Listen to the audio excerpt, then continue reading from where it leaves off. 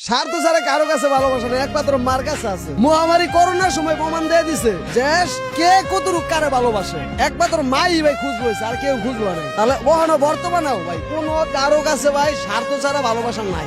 সবাই টাকার পাগল, দুনিয়াটা হলো টাকার পাগল। টাকা আছে, আমার নিজের বড় ভাই বিশ্বাস করবেন কিনা জানি না, আমি বহু দিন ধরে কিন্তু কথাবার্তা বেশি একটা কই না। আমার নাম্বারটাও এর কাছে আছে, অথচ আমার ফোন দেয় না। আগে টাকা পয়সা আমার কিছু ছিল, আমি নিজে নষ্ট করছি, তাই তখনকে আমার খোঁজ নিত ভাই, যেটা হাঁচা কথা। কিন্তু এখন আমার বেশ এটা কোনো খোঁজ করতে নাই, এখন খোঁজ নাই। যখন আমার টাকা পয়সা মোটামুটি ছিল তখন আমার বেশ ভালোই ফোন দিয়ে আমার ভালোই কথা কইত। টাকা যখন ঘুরে গেছে খবর হলো না ভাই, যেটা হাঁচা কথা। আমি বাড়ির জন্য 2 বছর ধরে আর যাওয়ার আশাও নাই ভাই, টাকা সরে থাকি।